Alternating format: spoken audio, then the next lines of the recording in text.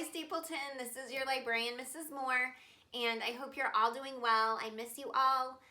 I hope that you are getting outside and getting to run around. I hope you're reading a lot. And today I'm going to start off introducing a chapter book series that even your parents probably read, maybe even your grandparents. It's a spinoff from the Boxcar Children, and this is Great Adventure series, and so it's a little bit different from the original one, but I think that your family will enjoy it just as much as they did the original series. So this is called Journey on a Train, and it was originally created by Gertrude Chandler Warner, and I wanted to give a shout out to Scholastic, who has allowed me to read aloud, do these read alouds while we're out of school. So on this Journey on a Train, a clue and an old trunk leads the Boxcar Children on a secret mission that will take them across the country and to places they never imagined. So meet me in a few and we will get started reading this book. The Boxcar Children, Great Adventure Book 1, Journey on a Runaway Train. Created by Gertrude Chandler Warner. Story by D. Garretson and J. M. Lee. Illustrated by Anthony Van Arsdale. Published by Scholastic, Inc. Chapter 1, An Exciting Thing About to Happen. The tinkling of little bells woke Jessie Alden up. As she lay in her bed, she wondered whether she had dreamed the nice noises. She looked over to the window. It was very early in the morning. Her room was just beginning to brighten. The curtains billowed as a breeze blew through them. The bells sounded again, and then Jessie remembered. She and her 10-year-old sister Violet had hung a mobile in Jessie's room the night before. Violet's latest art project was mobile making. For Jessie's, she had cut out pictures of amazing sights from all over the world. The pictures were glued to the cardboard and then tied to strings hanging from a wire frame. Violet had added little silver bells on strings to hang among the pictures. She said she hoped her mobile would give Jessie dreams of all the places she might go someday. Jessie listened to the bells, thinking it was almost like they were signaling her to get up. Soft footsteps sounded in the hallway as if someone was trying not to be heard. Jumping out of bed, Jessie darted over to her door and opened it. Her 14-year-old brother, Henry, and Watch, their dog, were just heading down the stairs. Violet and 6-year-old Benny opened their own doors. Jessie noticed no one looked sleepy. "Why are we all so awake?" she whispered. "I was too excited to sleep late, but I don't know why," Benny said. "I felt the same way, like something exciting was going to happen and I didn't want to miss it," Violet added. "That's strange," Henry said. "I felt the same way."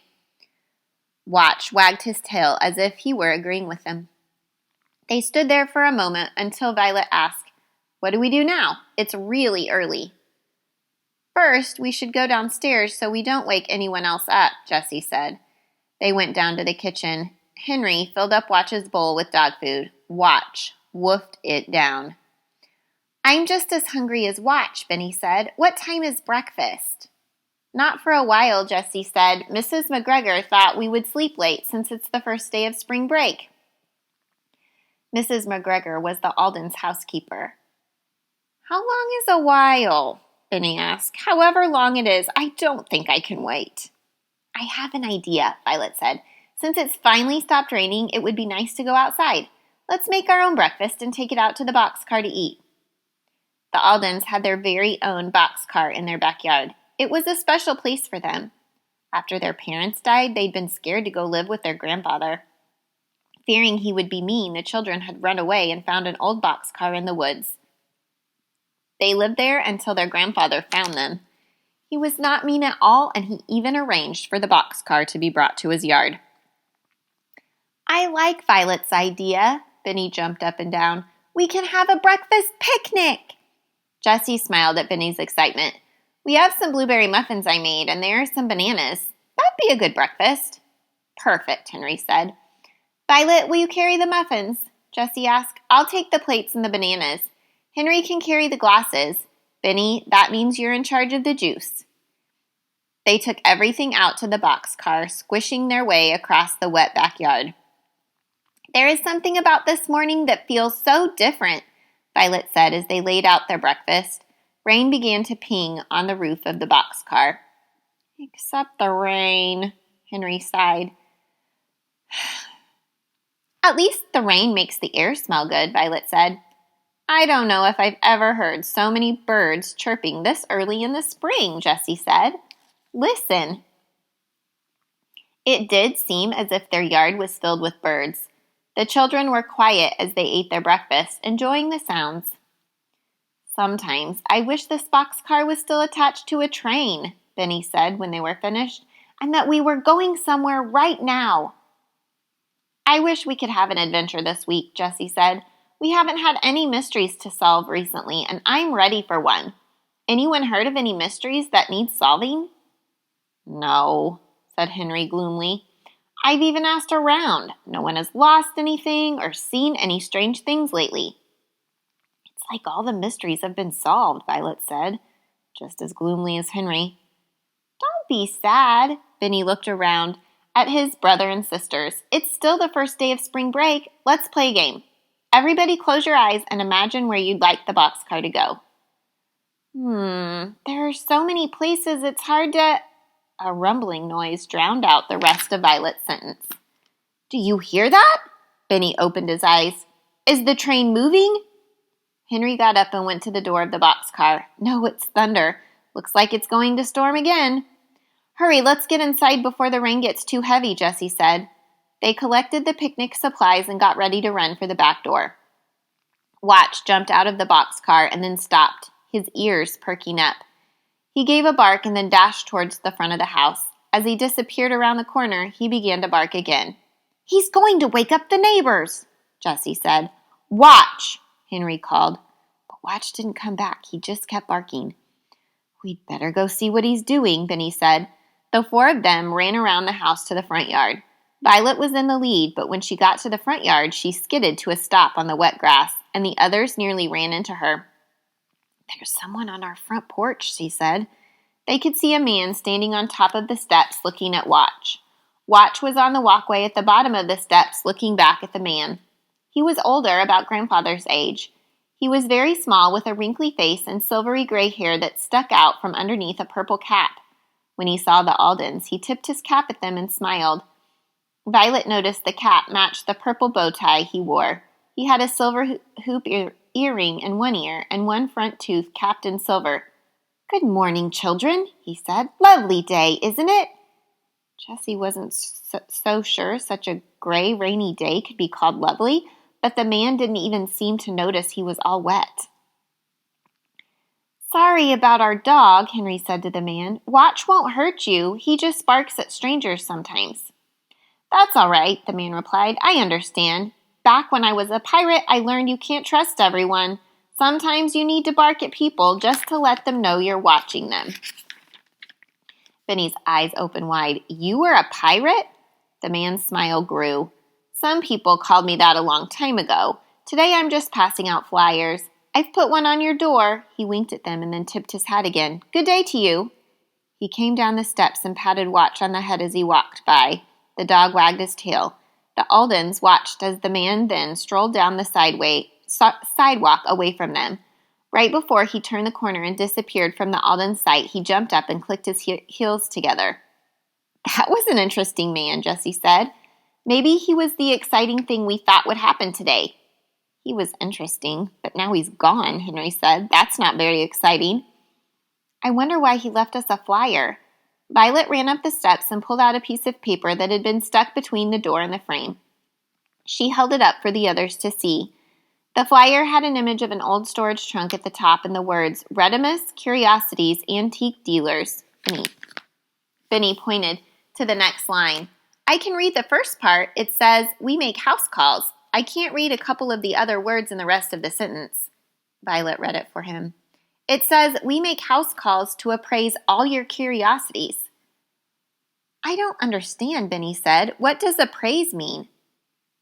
"It means to look at something and decide how much it is worth," Henry told him. This antique dealer comes around to people's houses to see if they have valuable old things they might want to sell. A curiosity is an interesting or rare item. That old trunk on the flyer looks exactly like the one we have in our study. So is our trunk a curiosity? Benny asked. I guess it could be, Violet replied. I never think about our trunk because it's always just been there. Mrs. McGregor thinks about it, Jessie said. She doesn't like it because it takes up so much room. Mrs. McGregor opened the front door just then. I thought I heard noises. What are you children doing out here on the porch? Jessie explained about the picnic and the man and the flyer as they went inside. Did you let the man in? Mrs. McGregor asked. The floor is all wet. Grandfather came out of the kitchen carrying a cup of coffee. I've been looking for you, Mrs. McGregor. I let the fellow inside. He said he had an appointment with you to talk about cleaning the gutters. I didn't have an appointment with anyone, Mrs. McGregor frowned. Why would he say that? The flyer doesn't have anything on it about gutters. Jessie handed it to Grandfather. Look, Violet pointed at the floor. Wet footprints led down to the hallway. They faded away about halfway down. Do you think he was trying to steal something? Benny cried. Should we call the police? Mrs. McGregor asked. Let's not get ahead of ourselves, Grandfather said. I don't think anyone from Redimus would steal something from us. Do you know about that business, Grandfather? Henry asked them. I've heard of them, Grandfather said. They have a good reputation. Why don't we see if anything is missing, Henry said. Jessie glanced around the hallway. Nothing looks to be missing here. Why don't we check the other rooms? The children split up, each taking a room on the first floor. I need another cup of coffee, Grandfather said.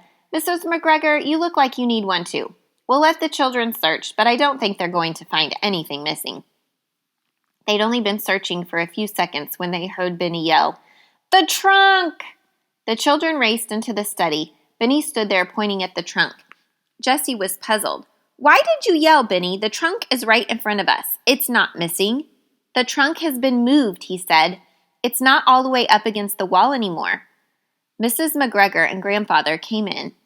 Mrs. McGregor said, That old thing, I wish someone would steal it. It takes up too much room and it's hard to dust. And it's not a proper storage place for important papers. Everything gets all jumbled inside. But it's part of the house, Grandfather said. I can remember it here when I was a little boy, so that means it's very old. I suppose I should move our passports somewhere else, though. I hope someone didn't steal those, Henry said. I'll check. Jessie lifted the lid. They're here, she said, relieved at the sight of the documents. What's that? Benny pointed at something wrapped in silver tissue paper in one corner of the trunk. I don't know, Grandfather said. Violet took the object out and unwrapped it carefully. Everyone crowded around to see. Inside the bundle was a tiny painted ceramic turtle. It had a black and orange design on its back. I don't remember ever seeing that before. Grandfather frowned. Do you, Mrs. McGregor? No, never. The housekeeper shook her head. That's strange. May I see the turtle, Violet? Grandfather's voice had become very serious. Violet handed it to him.